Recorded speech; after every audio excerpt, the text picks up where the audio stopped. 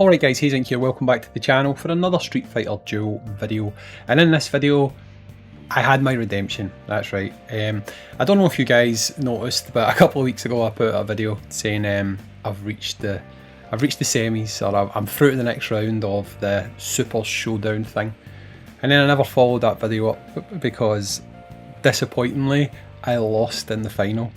Now, we'll go over like the way that this system works in this video, but the reason I lost in the final is because I basically got in my own head and I overthinked the strategy in relation to what I should do, and it really came back to bite me in the ass because the other person second guessed me and they won basically. I didn't do that this time though, so we'll go in and we'll look at the actual event itself. So going to Super Showdown, awaiting new season. There we are, happy days, happy haze, I won the thing, right? So how it works first of all is obviously as you progress you do get rewards, which you can't see here, but basically it's like tickets and then the little blue stones I think they are, that allow you to raise the level of your fighting heart, right? So that helps you obviously get stronger, and when you finish the event you get one of these. So you can see that I've actually got this and I'm using this just now. As well as that, you also get one of these chesty things in here. The glory prize, which I absolutely love. You get like, I think it was like 106,000 of these. I won it, and as you can see, I probably got one of the lowest payouts. I don't get that, you know, like, okay, I understand it's good to share, and it is good to share, everyone should get something, but it just feels a bit counterproductive that as the person who wins it, more often than not, you end up getting the least. And I've noticed that with a lot of things, like when we do the Guild Showdown boss and stuff, Crusade, anytime I've brought back that chest, I always seem to be the one that gets the least amount from it.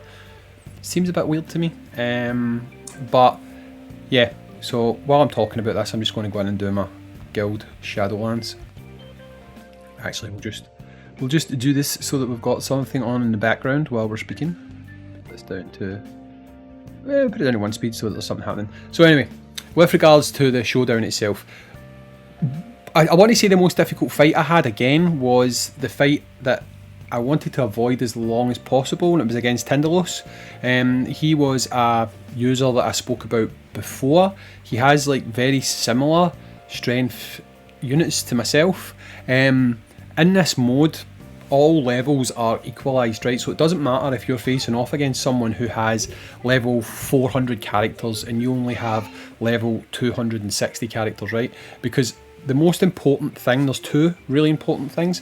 The first most important thing is what star level your characters are, because obviously if you've got a higher star level, you will naturally have a slightly higher boost, right? Sorry, there's 3 things. The other thing is going to be your fighting heart. So basically when you're in your fighting heart, where you've put your investment, so if it's gone into like your power users, your balanced users, your agility, you know what I'm talking about, all those users, right? So depending on how that is set up, that's also going to make your stats slightly different to the other person despite it being normalised. Obviously vehicles, which was another one I forgot about, and fighting spirit, those as well, I forgot about those two. What doesn't matter is fighting souls. You don't get them. Don't know why. They're just not in the event for some reason, so you don't get your fighting souls.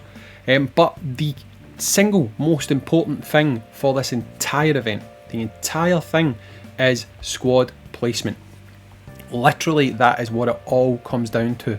Wherever you have placed your squad is going to dictate how much you are going to get from the event with regards to beating teams, right?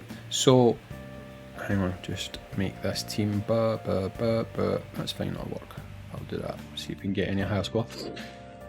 Because let's just say you've got 2 extremely strong teams, right? So for talking sake, you've got your Bison team, and let's just say your Blanca team, right? Let's just say that's your 2 strongest teams. And you've decided to put them in slot 1 and slot 2, right? So let's just say in slot 1 you've gone with your Bison team, and in slot 2 you've gone with your Blanca team, right? If your opponent happens to guess that that's what you were going to do, and they put their Bison team into slot 2, and then they put their even stronger team into slot 3, chances are they're going to beat you, right? Chances are they are going to beat you, because it doesn't really matter ultimately how powerful your characters are. If you have the wrong composition going up against the wrong composition, then you're going to lose, right? So this mode in a lot of ways isn't the whale fest that you might think it is. If you guess correctly, then yes, it probably is going to come down to who has the stronger units ultimately. But a lot of times before you even get to that point, it's all about where you've placed your teams. Because again, although I might dispute this, on the first one, if I had literally put my Bison team into the other slot, so if I didn't put it where I put it, I would have probably won that battle. But ultimately, the person I was fighting guessed better that I was going to do that. I was going to move my Bison, and he countered it by moving his, and he just straight beat me, which was very unfortunate, because again, if I had just placed it differently, I would have probably walked away the winner from that one, okay? So when you're in that mode, what I would say is, don't immediately think, oh my god, this is a whale fest, I'm going to lose, you know, because it's not necessarily the case. You may in fact win if you're just really smart with regards to where you're putting your teams. What I would say is, when it comes down to actually doing the event, a lot of people just leave their teams in the same spot, right? That's like a strategy that a lot of people do, whether it's a deliberate strategy or whether it just so happens to be the case that they forget that they can change these things. A lot of people just happen to leave their units in the exact same spot. However, sometimes that can be a strategy, right? Sometimes that can be a strategy where they do that for teams that they think they're maybe going to beat without too much effort. And then when they come up against a harder fight, that's when they start tinkering with their squads. And at that point, it's really on you to think, right, are they going to move? Are they not going to move? If they do move, if I put my unit here and I put my other strong team here, will I still trump it? Like, for example, if you know that you have two very, very strong teams, like that are probably going to be difficult to beat, sometimes taking the risk and putting one of them into slot 3 can be the thing that gets you through fights. Because if you can basically know that even if you match up Bison versus Bison, your Bison team's likely to win, then really it doesn't matter who you put in slot 1 or slot 2. Whereas if you've got a weak, so 2 strong teams and 1 weak team, if you go slot 1 for Bison, slot 2 for your other strong team, and they just happen to put their Bison team in slot 2 and kill your other strong team, then it literally means your weak team is the one that's got to basically stand up and win the fight for you. And that's how a lot of times it can fall down. So sometimes the advantage can come if you play the game of not putting your strongest team in second slot or even the first slot. But again, the risk, and this is what happened to me the last time, is if you fundamentally guess completely wrong and you lose the first 2 fights, then you're screwed, obviously. And if you'd chosen differently, your stronger team that you put at the bottom could have been one of the ones that actually won the thing for you. So my quest to win that is over, and honestly I thought that would be it. I would just qualify for it from now on and just take whatever rewards I could get. In fact, you know, I was going to be quite happy after I had the avatar-y thing to throw the final fight in future, to be honest. But then I saw that you can get this, so now I need to win it 5 times. So now my new aim is to try and win this 5 times. So I've won it once, the aim now is to win it 5 times. And if I do win it 5 times, I feel like if I know the person who I'm in the final with, I'll probably just change my team. I don't care too much about getting the tickets and stuff like that, you know. For me, I just wanted the avatars, the avatar frames. So once I hit this, and people can hold me to this, I don't care. But once I hit this, if I know the person who I'm in the final with, if they want to have a straight fight, we'll have a straight fight. But if they would want me to step aside, then I think I would do it at that point, because yeah, sure, it would be 20 tickets and 2,000 stones, which is quite a lot, right? It is quite a lot. But for the sake of as many people as possible trying to get these keepsakes or these mementos, I think that's probably what I would do. So if I can hit 5, then I'll probably stop trying as hard to win this.